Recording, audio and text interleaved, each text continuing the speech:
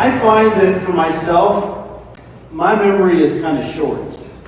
I can be in the midst of a conversation, for instance with my wife, and we can be discussing topic A. And then I get to thinking about something else that needs to be done. We'll call this topic B. And then it takes about 5 minutes, and I'll get a question, and I'll be like, what? Like, I don't have a clue what you're even talking about. Like, I'll record the show in just a little bit, and then I walk into the other room, do something different, walk back in and forget it. I need constant reminders. Anybody else feel like they need constant reminders to do things? One of those reminders for me is like in the area of finance. Like, I don't naturally go, hey, I'm going to do this and do it right. Like, I've got some deeply ingrained bad habits when it comes to money.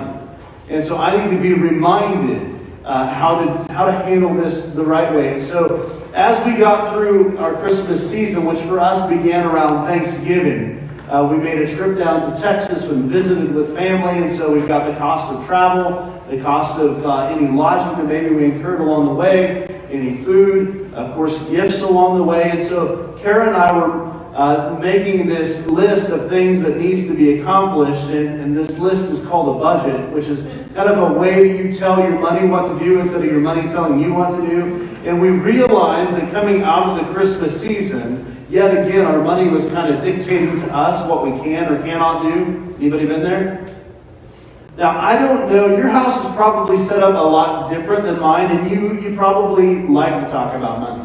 But this has been something that we've struggled with for a long time, like getting on the same page. Kara is the kind of person that she'll leave a little nest egg, a little cushion, and she would rather incur a late charge than go without food or without rent. I would rather pay everything down and get the late fee from the bank and eat ramen noodles. I mean, that's the extremes. Neither one of us want to go to either extreme. Don't get me wrong. But we're complete opposites. Except for we both came from low-income families that tried to get by on what you had. And so neither one of us are big-time spenders, but where we do spend is in different areas. And where we save is in different areas. And, it's like I think, hey, if we're going to get a TV, why not get a big TV? Right? But, and then she thinks, well, I grew up with a 19-inch TV in the other room, and so why do we need a big TV? This is fine. So we just don't quite maybe see eye to eye. And, coming around to money and topics like this just can sometimes get a little bit heated. Now, chances are, if you like to talk about money, it's because you're talking about spending money or making money. And you're like, oh yeah, let's talk about that. Oh, you want to talk about paying bills? No thanks. I think I'll go, burn my face off or something. This is not where I want to be right now. And so, for us to come back in and talk about, the budget, and both of us kind of being on the same page, we picked up this Every Dollar app. You can get it, it's free from your app store. It's from the Dave Ramsey Group.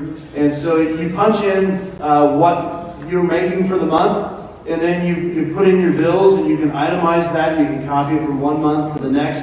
And basically, you're trying to do a zero budget, which means that you don't spend more money than you make. And we realized as we were going through January, because we need to get back on the right rhythm, we're like, so obviously, we're spending a lot more money than we make. So we need to make some changes. What are we going to cut? Well, this thing that maybe we were saving for, maybe we can't save as much for that as we would like. This thing that maybe we were planning to buy, well, maybe we can't buy that anymore, and we need to kind of get things on. And so when we talk about money, we're talking really about getting back in the black. Because in financial terms, black is good. That means that you're actually making money. Red, bad. Right? So we don't want to be red anymore. We want to be back in black. And, we need to get our finances under control. So what do we do? Do we wait for some rich uncle to pass away? And maybe some of you are waiting on that. Only two problems I see with that. Number one is somebody has to die. And number two, you probably don't have one. At least that's my life. right? And maybe you're waiting to win the lottery. Yeah, you and millions of other people.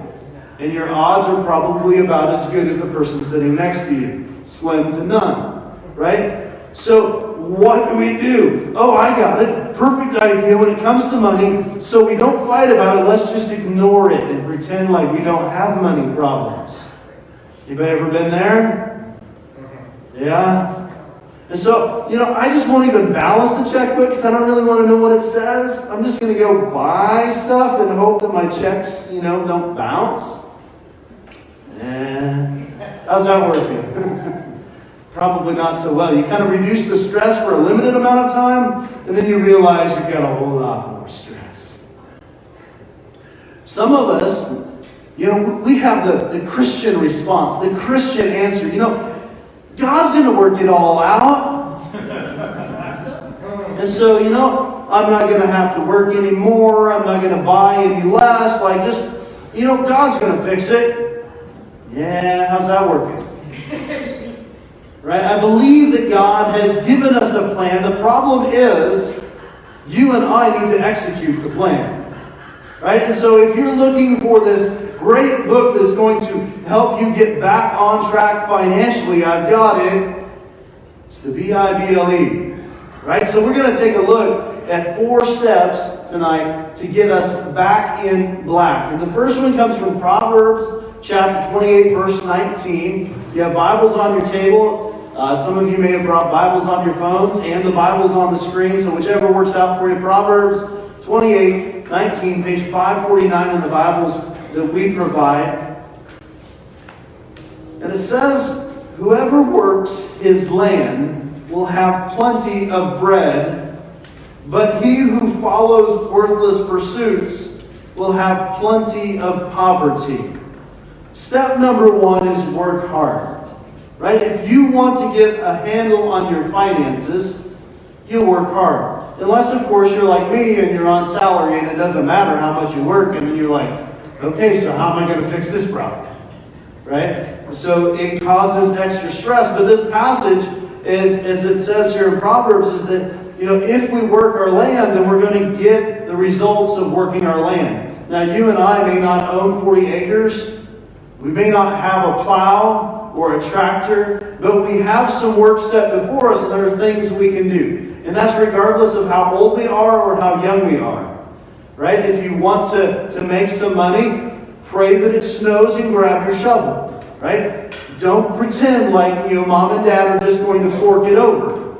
They may not. But you get that shovel and you get to work. You ask if there's chores you can do around the house. You go sell cookies door to door. Leave the Girl Scouts alone, though. Do your own thing. Right? But if you're working a job, get there on time. Be a good example. Work hard, wholeheartedly, it says, as if you're working for the Lord and not for man. Right? Use your Christian example to get in there and get to work. Roll up your sleeves and make things happen. There's no entitlement. And I believe that we live in a generation that thinks that things should just be handed to us. And the reality is no. Right? That's not the way that it works. And we need to teach our kids, and maybe we need to teach ourselves, that we have to get out there and get to work in order to achieve more. And it's a biblical principle. It goes on to say in 1 Timothy chapter 6 in the New Testament, page 993, this is starting at verse 6. Paul is talking to Timothy and to the believers of the church there in Ephesus. He says this, "But godliness..." Excuse me, I am in the wrong passage. I jumped ahead. 2 Thessalonians. That's fun.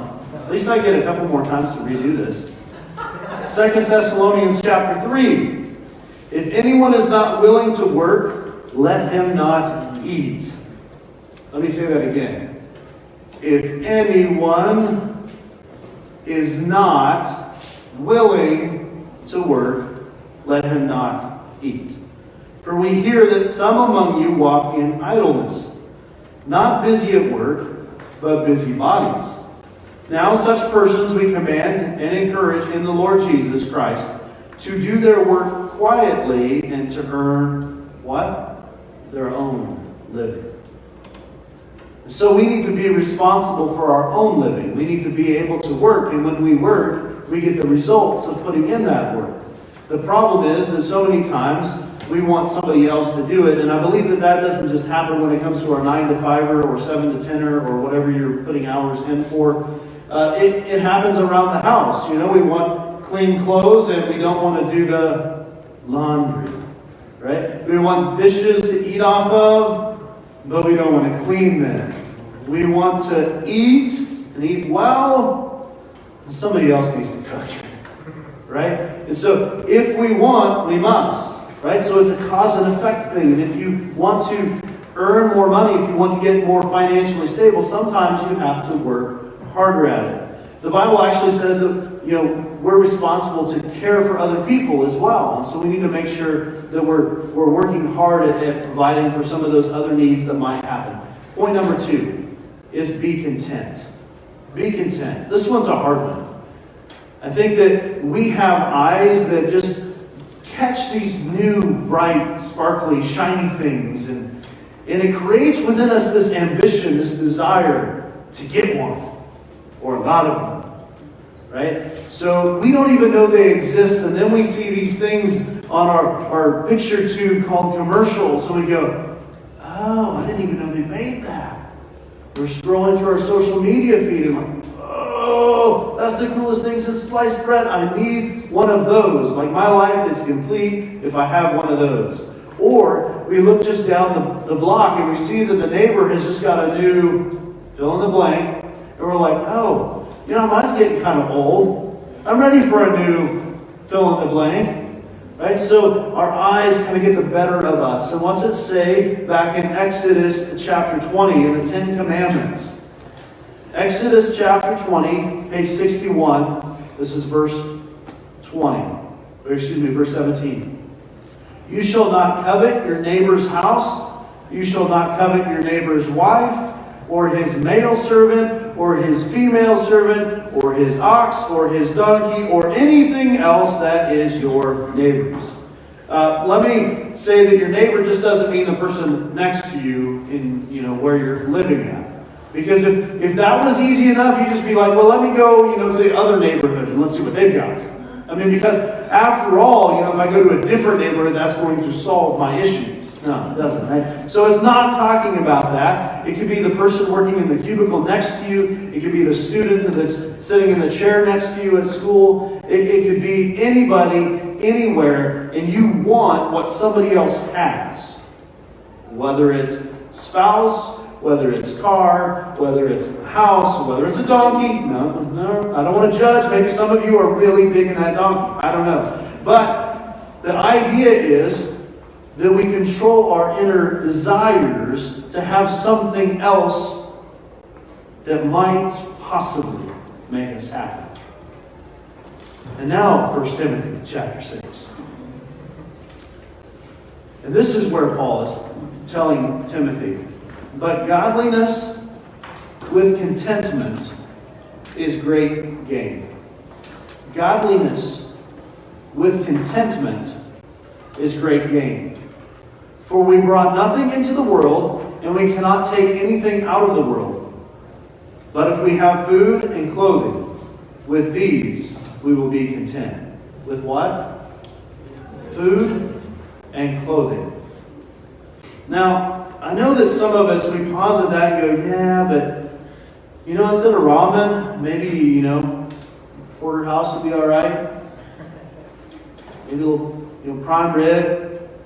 That'd be good. Like, whatever the case might be. I see Josh Petro back there kind of nodding his head. He's some lentils, some cabbage. Like, he's good to go. Right? So, whatever the case might be, you know, we have those desires. We go, oh, clothing. And then we think, oh, but I could have name brand clothing. Like, my shoes would be a lot better if they say this, and my shirt would be better if it said that, or, you know, had this tag, or was bought at this store, or whatever the case might be. And so we go, you know, this level is not that good for me. And I just happen to be wearing tonight a pair of silver jeans. Guess how much those things go for? About $100, and I paid $25. Woo-hoo! Right? So that's the way you do it. Okay? Look for those deals and grab the bargains. But so many times what happens is our eyes just get huge and we're like, oh, I want this, I need this, I gotta have this. And I didn't think that at all. Like, I grew up wearing Wrangler jeans from Walmart that you could buy for $10, right? Silver Series strap shoes. Like, that's what we got. If you want something else, buy it yourself. And so that was the kind of environment, and we sometimes lose track of some of those simple blessings of having food on the table and clothes to wear.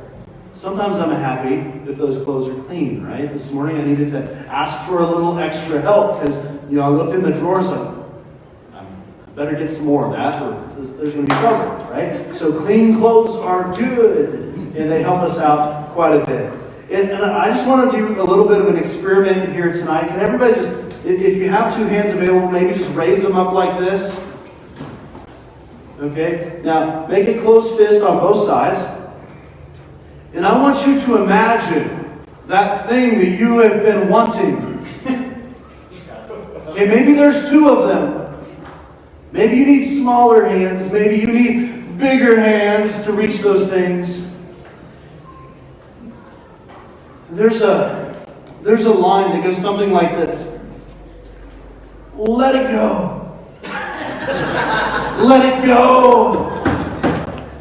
Right? It's holding you back. And you need to reach out and grab maybe some contentment in your life. Work hard and be content.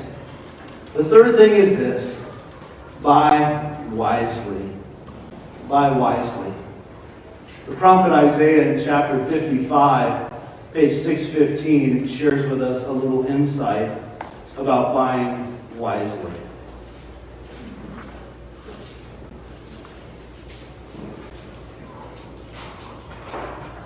Why do you spend your money for that which is not bread? And you labor for that which does not satisfy? Listen diligently to me and eat what is good and delight yourselves in rich food. Right? The question really is, why did you buy that? Have you ever said that to yourself? Like, you got it, you thought you needed it, and it's like, why did I even buy that? That doesn't... And I know that if you're married, you've said that to somebody else. Why did you buy that? When are we ever going to use that? Like, seriously. And so Isaiah tells us, man, I'm picturing somebody here who's really hungry.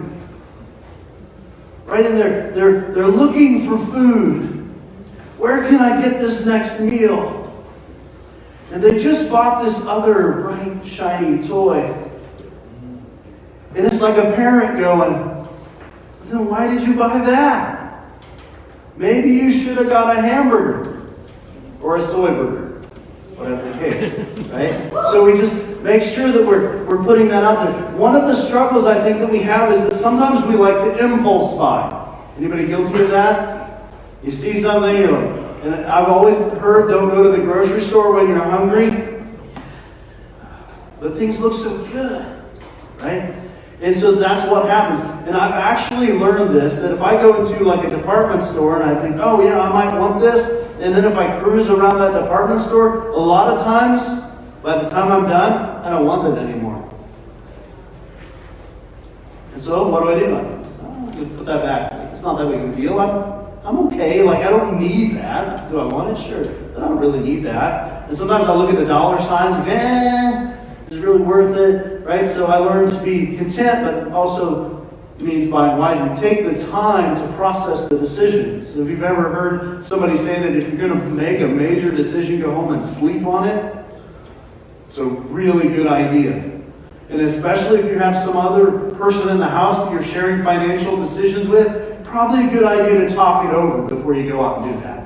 Right? Just saying, like, unless you want to do marriage counseling later, probably better off discussing those decisions and between the two of you coming up to some sort of an agreement that, yeah, this is something that is really beneficial to us and how does this work out for you and I. Be careful for a lot of the different schemes that are out there, right? Because we can get caught up in this, again, this desire, this coveting of other people's stuff and think, oh, this will solve my problems.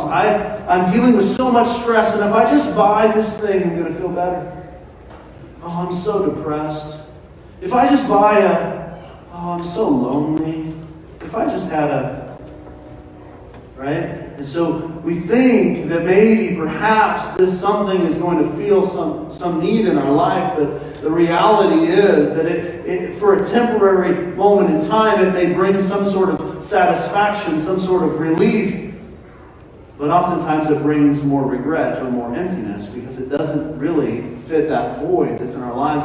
And then we have these crazy things out there, like certain websites, I'm not going to name any names, you can go to, and it's like one-click purchase. I always try to process, like, nope, just put it in the cart. Just put it in the cart. Don't one-click it. One-click it will get you messed up, right? And there's so many different stores. Every one of them seems to want to give me a piece of plastic, right? To make it so much easier to make that next purchase. Beware.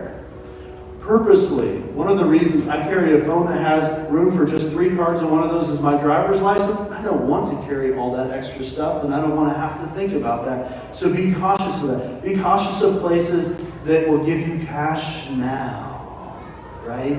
And take your check for later. Oh, I can have money right now? Yeah, you'll get half of your money right now. The other half is mine, right? There's a reason that they stay in business. Be careful of rent-to-own type of places. You go in and you make those easy payments over so many months, and then by the end of that so many months, you've just purchased 2 of those things that you just bought. Buy wisely. Be careful of credit cards just in general. It's so easy. I remember going to college and getting that offer in the mail. It's like, woohoo, somebody wants to give me money. And then you go out and you use that money, that plastic money. And then you take care each month, at least as long as you had cash available to you, to pay that low minimum monthly payment. And then what happens? They don't tell you that if you just pay the minimum, you'll pay on it for half of your life. And it carries over and over and over. You guys, this is all stuff that it's like, I know this. I've been learning this. I wish I would have learned it a long time ago. So I'm 40. If you're younger than 40, man, I hope that you take these principles and put them into practice. And maybe if you're not even 20 yet, you can avoid a lot of these same pitfalls that really suck people in. And you're going to have a lot more freedom in your life because your money is not going to grab a hold of you. Instead, you're going to grab a hold of your money. And you're going to be able to dictate for that where it goes and how you're going to use it. So work hard. Be content. Buy wisely. One of the best ways that you can buy wisely, again, is that budget piece. And don't spend more than you make. If you spend more than you make, which is the average American, you will be in debt like the average American. Right? We don't want to go there. Point 4 is plan ahead. Plan ahead. Proverbs 21, verse 5.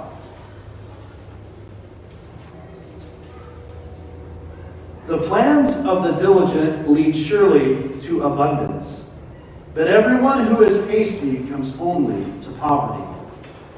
So when we act quick, when we make that decision now, when we jump on the next fad, the next big thing, then it kind of hurts us. It brings us to poverty. Oh, if I just had that, and that, and that, and that, and that. And then we get all those, and the number one thing that we got was broke along the way. But we plan it out diligently, right? We plan it out. So I told you before that we use an app called Every Dollar. And I'm not saying that you have to use that.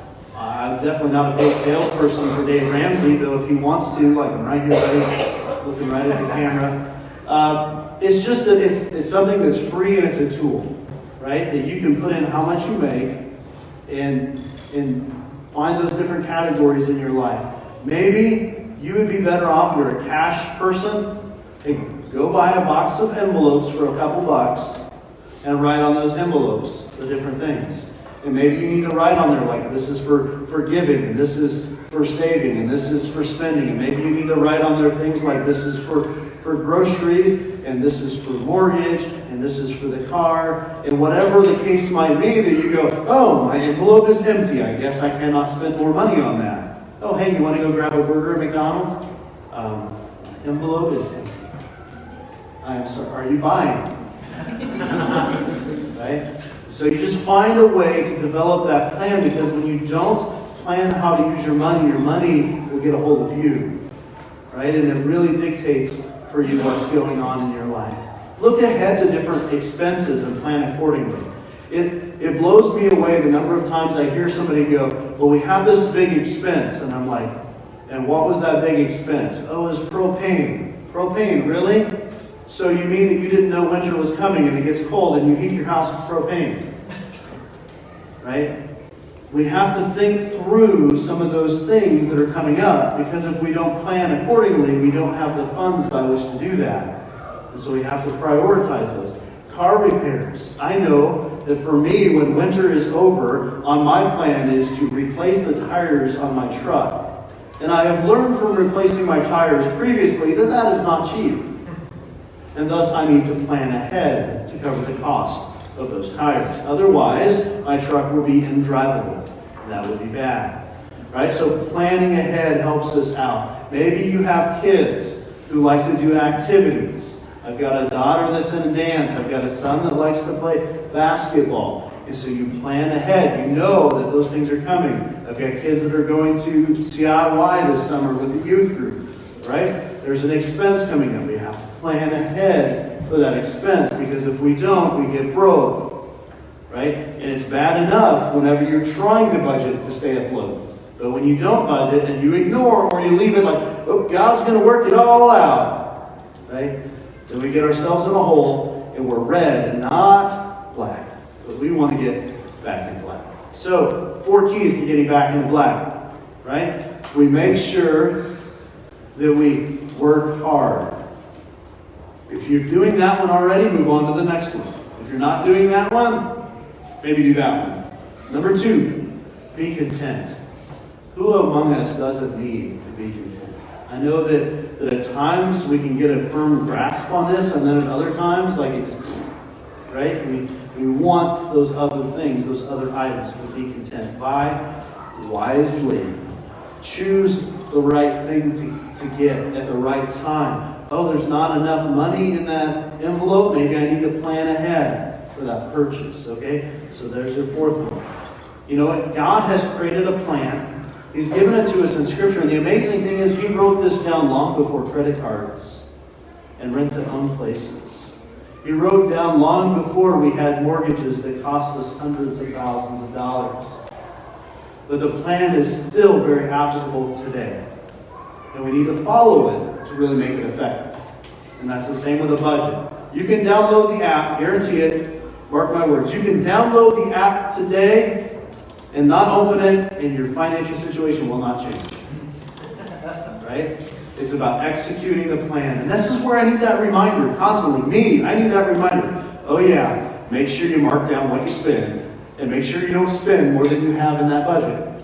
Because if you do, you will be in the red and not in the black. So make sure that you're doing that. God doesn't promise to make us rich. You know, if you're thinking, well, if I just do these 4 things Pastor Mike said, you know, I didn't say that God is going to make you rich. God never promises. What does God promise? He promises to give you your daily bread. That means that tomorrow, God will give you exactly what you need. He never promises more than that. And He actually makes people dependent upon that. The Israelites, when they were wandering through the desert, were given manna each day. And if they collected manna for the next day, this bread of heaven, it was rotten.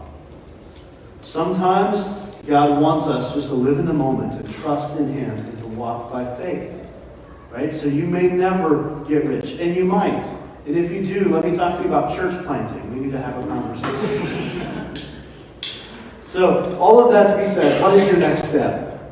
And I've given you 4 very practical steps, and I hope that maybe one of these is something that you can connect with, right? That you would maybe get to work, or maybe you have an opportunity to work more. Maybe you're content with what you actually have. Maybe you just need to stop buying stuff that you don't really need or that doesn't really satisfy. Maybe you need to develop Or better yet, maybe you need to execute that plan that God has given you. And I would bet across the board, all of us need to do a better job of praying first. God, do I really need that? God, can you make me content with what I already have? God, can you help reduce my stress and help make me wise decisions? And all of that are very much doable options. But we've got a couple of things that we're going to wrap up our service time here with tonight. The first one is Sandman. We introduced that over the last couple weeks, so I want to let you know that the board over here on the side is for Sandman. If you haven't already got a bracelet, there are some available on the table. There's also some index cards and some pens. So if you have met a need for somebody this week, and now we're not talking about, hey, I picked up my own laundry. Good job, you did your own work, right? That doesn't count. But if you've helped somebody else out, you've seen a need and you've helped meet that need, you can write that down, roll it up, stick it in the chicken wire that's in the first panel. If you have a need, something's going on in your life. Now, we're not talking about like, I'm running behind and you just talked about propane. That's a great need. I need about $4,000 so I can fill my tank. That's awesome. We'll join you in prayer and we'll let everybody else know that maybe somebody's got 4K that they can just fork over and you'll be good to go. Because I'm sure that will solve all of your problems right there in one swoop. But maybe there is something like, I've got this car issue. One of my brakes is giving some funny noise, and maybe there's somebody that knows how to work with that. And guess what? There's somebody else that's going, you know what, I don't have $4,000 to pay your propane bill, but I know how to fix brakes. Right? And maybe I know how to maybe watch your kids so you can have a bit of a breather. And so you can post those on the center piece and just put them with a clothespin, and other people can come by and go, oh, is there something on there maybe I can help out with? And then the last panel has got some plexiglass. And so as those needs come in, and as we accumulate them here at the church, then we'll drop in a ping pong ball, or like we said last Sunday, a beer pong ball, so that we can keep track of how many of those needs actually get met. And we're hoping to see that thing over